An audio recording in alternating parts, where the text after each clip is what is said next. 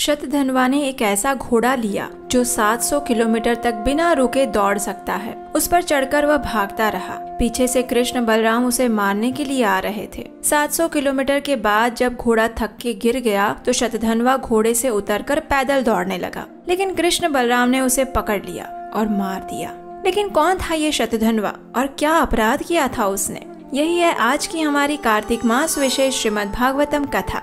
तो चलिए शुरू करते हैं।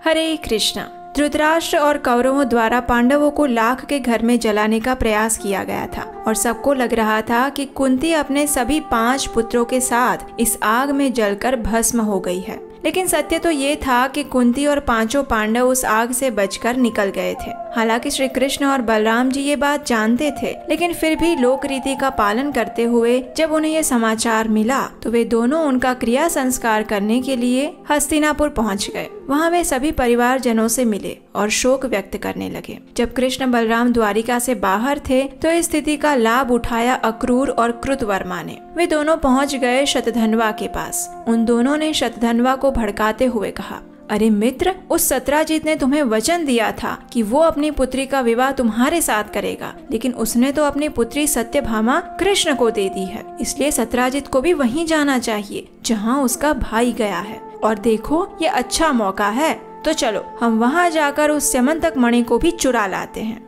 अब देखिए, यहाँ कोई सोच सकता है कि अक्रूर और कृतवर्मा तो भगवान श्री कृष्ण के भक्त थे ना, फिर वे दोनों उनके विरुद्ध षड्यंत्र में क्यों हिस्सा ले रहे हैं? तो इसका उत्तर हमारे आचार्य देते हैं। श्रील जीव गोस्वामी इसकी टीका में लिखते हैं कि वास्तव में अक्रूर जी कृष्ण को वृंदावन से मथुरा लेकर आ गए थे और इसलिए उन्हें वृंदावन वासियों की हाय लगी हुई थी, जिसके कारण उनकी बुद्धि कुछ समय के लिए दूषित हो गई। और कृतवर्मा वैसे तो साधु स्वभाव के थे, लेकिन फिर भी वे कंस के साथ रहे थे, इसलिए एक दुष्ट का संग करने का प्रभाव उन पर पड़ा था। तभी तो कहा जाता है ना कि आप कैसे लोगों का संग करते हैं, उस पर आपका भविष्य और जीवन निर्भर करता है। इसके उपरांत श्रील विश्वनाथ चक्रवर्ती ठाकुर इस बात पर एक और टीका देते हुए कहते हैं कि वास्तव में सत्राजित ने भगवान श्री कृष्ण के बारे में झूठी अफवाहें फैलाई थी, इसलिए भी अक्रूर और कृतवर्मा को उस पर क्रोध आया था और इस बात का बदला लेने के लिए वे अप्रत्यक्ष रूप से शतधन्वा को भड़का रहे थे। वास्तव में कारण जो भी रहा हो, लेकिन अक्रूर और कृतवर्मा की योजना सफल हुई और उनकी बातों में आकर एक दिन शतधन्वा सत्राजित के महल में घुस गया। काली अंधेरी रात में उसने सत्राजित की निर्मम हत्या कर दी और रोती बिलखती रानियों और सत्यभामा को वहीं पर छोड़कर स्यमंतक मणि चुराकर वहां से भाग गया। इस घटना से क्रोधित और दुखी सत्यभामा ने अपने पिता सत्राजित के शव को औषधि युक्त तेल में रख दिया और फिर अपने पति श्री कृष्ण से मिलने के लिए हस्तिनापुर चली गई। वहां जाकर सत्यभामा ने श्री कृष्ण को सारा वृत्तांत कह सुनाया। श्री कृष्ण ने सत्यभामा को आश्वस्त किया और फिर कृष्ण, बलराम और सत्यभामा तीनों द्वारिका वापस लौट आए। आते ही श्री कृष्ण ने सबसे पहले निर्णय लिया कि वे शतधन्वा को मार देंगे और मणि वापस ले आएंगे। जब शतधन्वा को इस बात की सूचना मिली तो वो अत्यंत घबरा गया। इस स्थिति से बचने के लिए वो अब कृतवर्मा के पास पहुंचा और उससे सहायता मांगने लगा। तो कृतवर्मा ने उसे कहा, नाहमीश्वरयोः कुर्यां हेलनं रामकृष्णयोः को नु क्षेमाय कल्पेत तयोर्विजिनमाचरन् कंसः सहानुगोपीतो यद्वेषात्याजितः श्रिया जरासन्धः सप्तदश संयुगाद विरथो गतः। नहीं नहीं शतधन्वा, मैं कृष्ण बलराम से झगड़ा नहीं मोल सकता। उनका अपराध करने वाला व्यक्ति कैसे सुखी रह सकता है? जरा देखो ना, कंस और जरासंध का क्या हाल हुआ था। इस प्रकार कृतवर्मा ने शतधन्वा को सहायता करने से मना कर दिया। अब भयभीत शतधन्वा पहुंच गया अक्रूर जी के पास, लेकिन अक्रूर ने भी यही कहा, यदं लीलया विश्वं सृजत्यवति हन्ति च चेष्टां विश्वसृजो यस्य न विदुर्मोहिता जया नमस्तस्मै भगवते कृष्णायाद्भुतकर्मणे अनंतायादिभूताय कूटस्थायात्मने नमः। भगवान की शक्ति को जानने वाला भला ऐसा कौन व्यक्ति होगा जो उनका सामना करेगा। 7 वर्ष की आयु में श्री कृष्ण ने विशाल गोवर्धन पर्वत ऐसे उठा लिया था जैसे कोई कुकुर मुत्ता उठा लेता है। मैं उस परम भगवान श्री कृष्ण को प्रणाम करता हूँ जिनकी सभी लीलाएं अद्भुत है, जो सभी कारणों के कारण है। इस प्रकार शतधन्वा को जब कहीं से भी सहायता नहीं मिली तो उसने स्यमंतक मणि अक्रूर को दे दी और वो स्वयं एक ऐसे घोड़े पर बैठ गया जो बिना रुके 700 किलोमीटर तक दौड़ सकता है। उस पर चढ़कर वह भागने लगा। कृष्ण और बलराम ने भी अपने ससुर के हत्यारे शतधन्वा का पीछा किया। मिथिला की सीमा पर पहुंचते ही शतधन्वा का घोड़ा थक के चूर हो गया और जमीन पर गिर पड़ा। अब भय के मारे शतधन्वा पैदल ही भागने लगा, लेकिन कृष्ण बलराम ने उसे पकड़ लिया। कृष्ण ने अपने चक्र से उसका सिर धड़ से अलग कर दिया। उसे मारने के बाद जब उसके शरीर की छानबीन की गई तो उसके पास स्यमंतक मणि नहीं मिला। ये देखकर श्री कृष्ण ने कहा कि हमने व्यर्थ ही इसकी हत्या कर दी, मणि इसके पास नहीं है।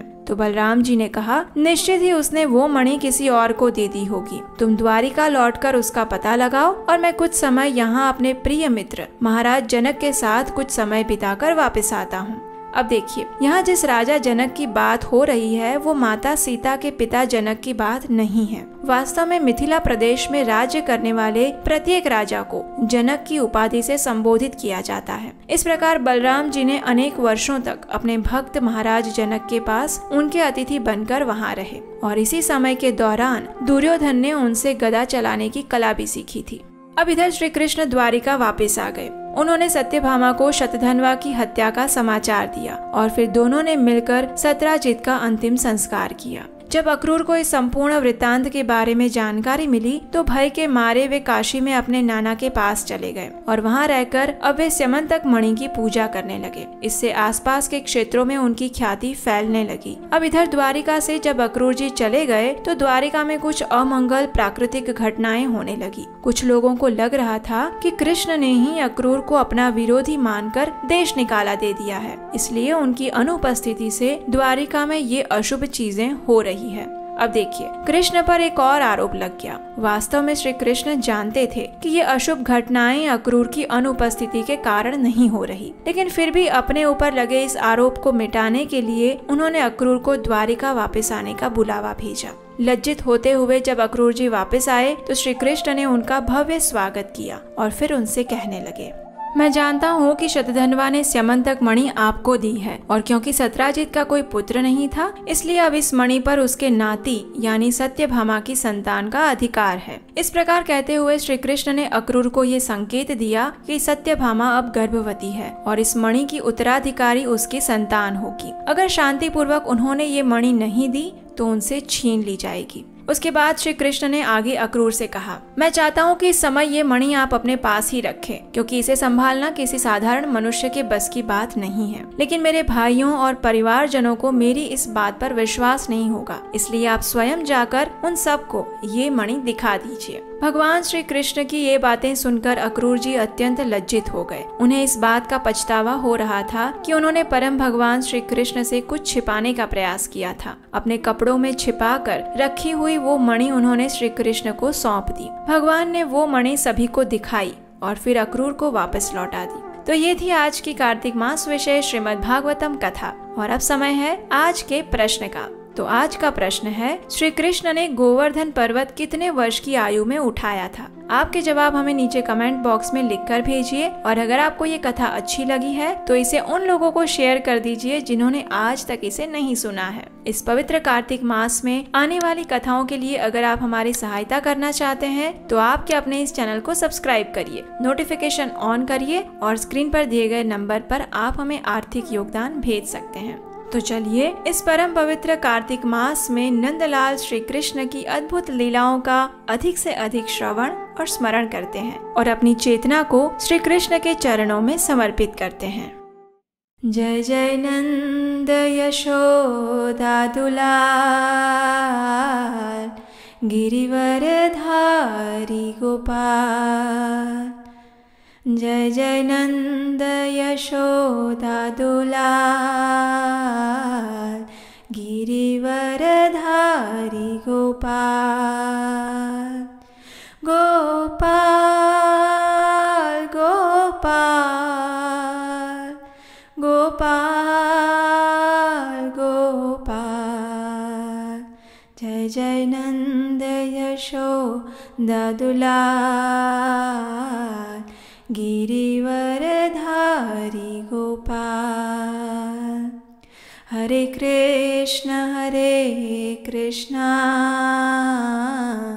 कृष्ण कृष्ण हरे हरे, हरे राम राम राम हरे हरे। हरे कृष्णा।